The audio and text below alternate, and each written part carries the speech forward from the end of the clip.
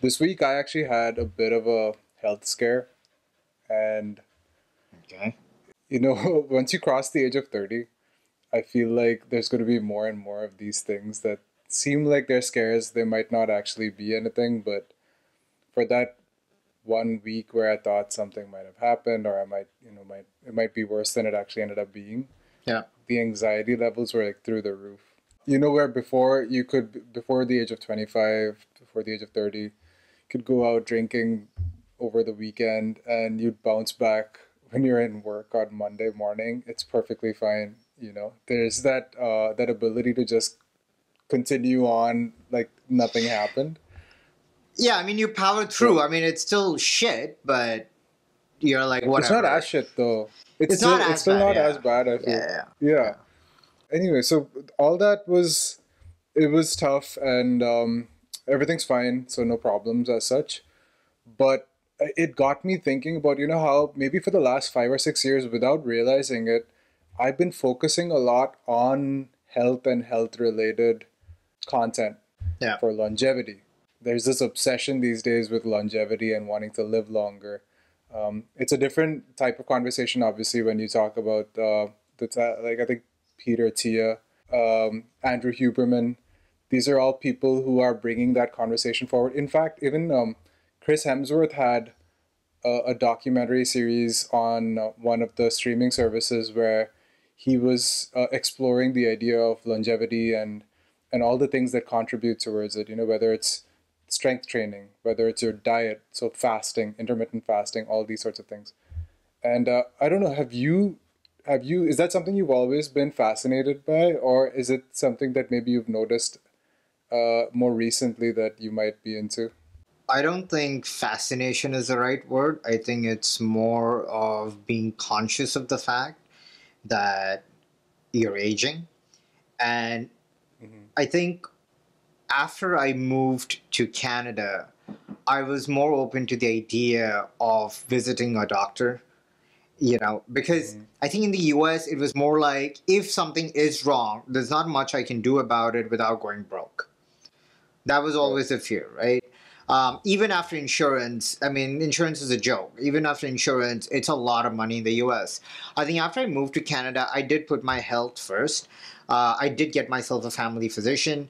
I do get myself tested, like get my blood tests done every quarter. I'm on and on about it. I think the other part why I'm suddenly more conscious about it is because I also have aging parents, right? I have a lot of relatives who are at that point in their life where they're having a lot of issues. Some of them are age related, you just cannot avoid it, but a lot of it is also consequence of the lifestyle they might have led early on, right? Or Hmm. stuff that they might have ignored. So Hmm. when you see that live happening in front of you, it kind of puts into perspective the fact that you're at that age where you can take preventative measures. Like my family has a history of heart disease. My family has a history of low blood pressure on one side, high blood pressure on the other side. Sugar is there. So I, I feel like I just it's not fascination, it's fear. It's just I Hmm. just want to be on top of it. So I do my best. And of course the other part is also that I work out a lot. And while working out is good, the kind of workouts I do think that it hampers my health to some extent because I am putting a lot of stress on my physicality to achieve a certain kind of a body type. So Right. yeah, I don't know. I don't think most other 30-35 year olds are as conscious about it as you or me. Um, and it's funny you mentioned I've had this lump on my left leg for years now. I think I've had it for Hmm. almost 7 years. And I've always seen it. I've never done anything about it. It only pops out when I flex my calves. I finally got it checked, I think the day before yesterday. And the doctor is Really? like, yeah, because I was always like, this might be malignant, it might be cancerous, and I don't want to know about Yeah. it, Uh-huh. which is just running away from the fact, right? Right. But I was like, nah, man. I'm getting to 35. If this can be avoided, let's cut it out. And I went, and the doctors know it probably is just a fat deposit. I'm pretty sure about it, but if you're still scared, we can get an ultrasound done. So I have the form for the ultrasound, which I'll probably get done this weekend. But yeah, I think a lot of it is just in the US. It's like the financial repercussions for seeing whether you're healthy or not is just scary. It's funny you say that because I am in the US and I feel Yeah. like it's the only time I've actually taken steps towards actually getting checked out or having regular physical exams. Because when I was back in India, Oh that yeah. was not a priority at any point. I obviously grew up in a household where I was surrounded by doctors. You have both your So, parents are doctors. No shit. yeah. So, but when I left that behind, Yeah. even in undergrad, like I never really thought about it. You know, you're at that age where you feel like nothing can hurt you. Yeah. Not really. Yeah. And you just feel young enough. And now I don't feel young enough No. where nothing can hurt me. Even the impetus to sort of go and get checked up every year for me Yeah. was, you know, having a family now. So there's that driver where I have to be healthy. I feel it's not just me anymore.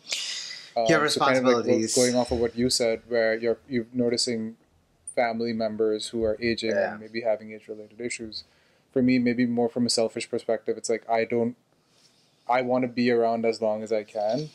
I'm glad you brought up the whole idea of exercising and that aspect of it because for me, I used to want to work out more for that. You know, I want to have arms that are The bigger aesthetic and side of it, for right? sure. Yeah. I'm there's still some of that for sure. I don't want to be walking around with a Yeah. belly hanging out. I think it's more so now. Have I got my 30 minutes of cardio in? Because cardiovascular disease Yeah. is a thing, and if you're not, if you're not working those muscles regularly enough, it could become a problem down the line. Strength training has now been proved to actually benefit you, not just for like you have bigger muscles, but there's the whole thing of breaking down the muscles and rebuilding them is good for your body. It's a good stress to have.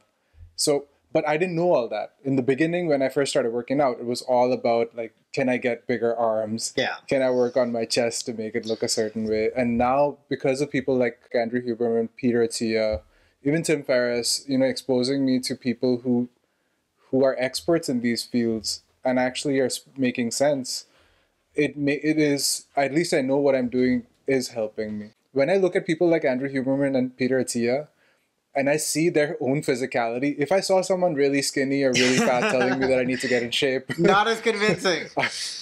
it's definitely not as convincing. But when you see Yeah. people like that Yeah. who walk the talk, it carries a little more weight and more believable for sure. I don't know. I think with the whole health perspective is pretty skewed in today's day and age because at least for me, my Instagram, I mean, is covered with influencers who have six packs and are just trying to sell their workout routine, right? Yeah, Or get into a yeah, subscription model. That's kind of the definition of health today. To the point where I think we've shared articles quite a bit where there's a certain demographic, and I would include myself in that, that was so obsessed with what healthy looks like that you get into yeah, this dangerous zone where you're putting your body at risk through supplementation or anabolic experimentation. We'll leave it at that yeah, to get that picturesque idea of health yeah. that inadvertently will cause severe issues down the line, which both you and I are trying to avoid. The idea that a lot of it is fed through media, like you said, through Yeah. Instagram, but you know, even with Hollywood, the when you see actors do those transformations, it is all the more apparent right now when you are aware that steroids, testosterone, all these things exist. Yeah. That yeah, that person's probably taken. They put in the effort for sure, but you Well, know that 100%. there's more to it. For There's more sure. to it, Yeah. Yeah. and you know, body image issues don't work well with trying to stay healthy for so many reasons. I think it creates a lot of issues, even in the idea of relationships, right? I mean, you're very happily married and settled, but I am not. And when I go out and about, and when we speak to, sometimes to the opposite sex, even, they're like, oh, I would love to have a dad bod. And then when you ask them, I would like to date somebody with a dad bod, I'm completely Hmm. fine with that. And then you ask them, what exactly is your definition of a dad bod? And you show them photos, and you show them somebody with just a belly. No, no, no, that's gross. What is a dad bod? Their definition of a dad bod is basically an athlete with 10 to 12% body fat. So That's a not dad bod. quite like the chiseled six pack, but like enough where there's no He's off belly, season. or it's just He's had a burger or yeah, two. So right. it's like, oh, I'm completely fine with that. I'm like, that's not a dad bod. So it's just sad because it does put a lot of pressure on both genders to satiate the idea of what a perfect relationship looks like, at least on a physical level, Yeah, which gets there's converted into the definitely idea of health, which is absurd. yeah, because a lot of it is unattainable without outside influence of anabolics or the I mean, testosterone or whatever. it's not even just that. It's like even with the anabolics and all of that help, I don't think in reality anybody would want to be in a relationship with somebody who's a gym junkie. Because a person who's truly that religious about their physique is no fun. Like, Hmm. because they can't socialize. You can't just go out and have a drink. You can't just go out and have a burger with your buddies. You can't hang out every weekend. Like, there's a discipline that follows that lifestyle. And I think most people aren't ready to sign up to that. So unless both people are alike and they're both gym junkies and that's their passion, good for them. But if one is and the other isn't, it's a disaster. I've been there, so I know. Yeah. But I mean, getting back to the point, yeah, I think as you grow older, visits to your doctor are gonna become more and more often, and it's, at least in my case, it was a very sudden twist. I mean, yes, I turned 30 and also moved to this country. They both coincided. But where in my teens and in my 20s, I might have gone to the doctor once in a decade.